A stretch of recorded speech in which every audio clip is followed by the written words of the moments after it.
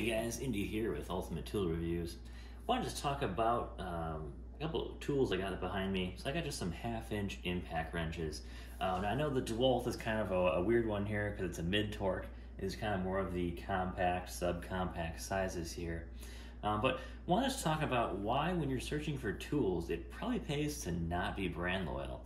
I mean, of course, if you know your crew's all running Milwaukee, you're all running dewalt, it probably does make sense, buy the dewalt, buy the Milwaukee, you're sharing batteries.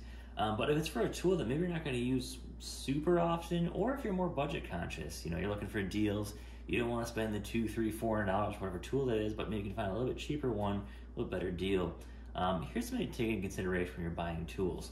So I've got basically the Makita. This is a little bit older version. This is the, what is it here? XWT11. This is the dewalt.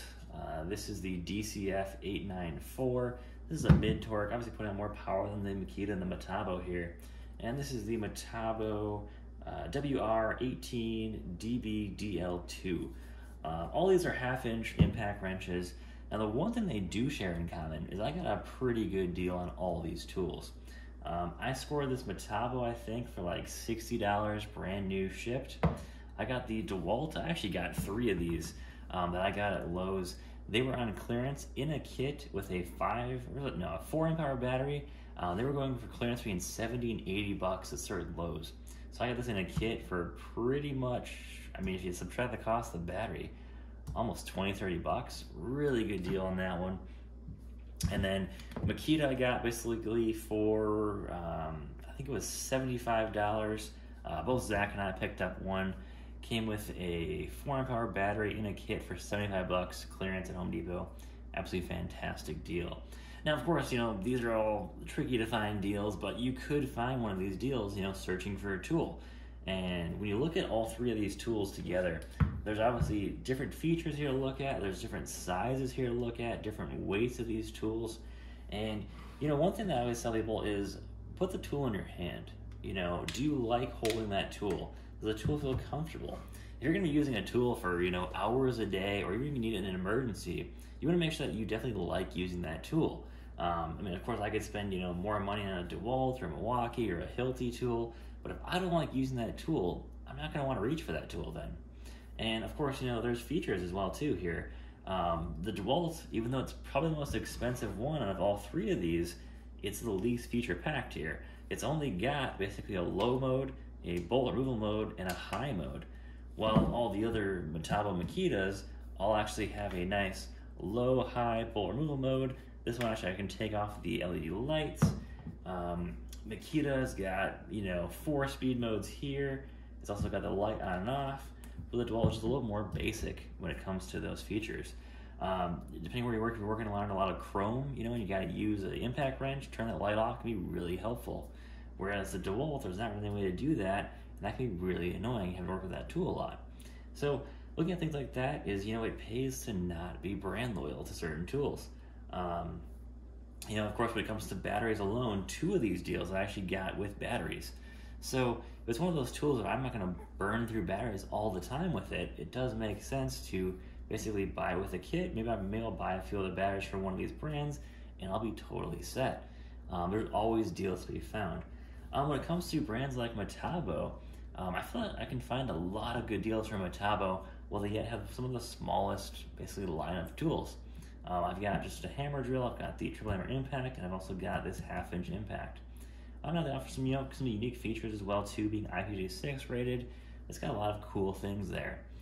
Same with the Makita and dewalt. Of course, they've got a massive line of tools in each line there, and it really gives them a huge advantage over a lot of other tool brands. So when you're looking for tools, if you see a good deal on a kit and you know it's a good brand, it's a good tool, a nice brushless motor, good warranty on the tool, it might be worth going for it. If you ever need say a 1/2-inch impact wrench, and whatever brand you're in almost never has sales on it, but another brand you do kind of like, might be interested in, is having a sale on it. It's going to be half off or even more. Comes with a battery. That could definitely save you some money in the long run. Having multiple brands of tools, have a couple batteries for each brand of tool line.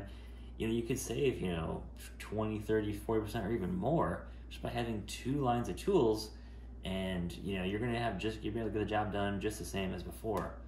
So it doesn't always pay off to stick with entirely one brand of tools.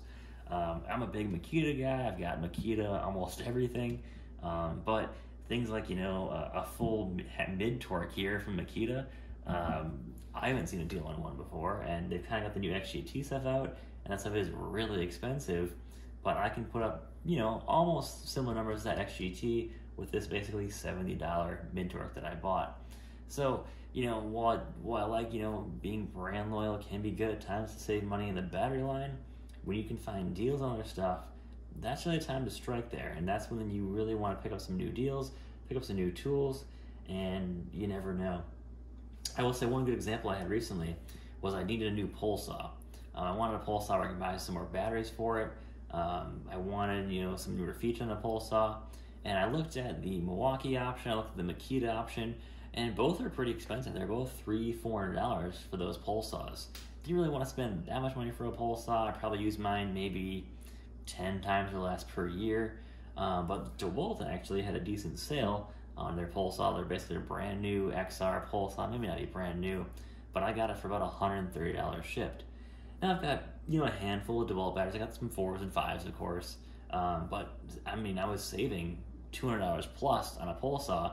It's a tool I'm going to use it a couple times a year, but I definitely want a good tool. But is it worth me going to the Makita, the Milwaukee stuff for that much of a price increase?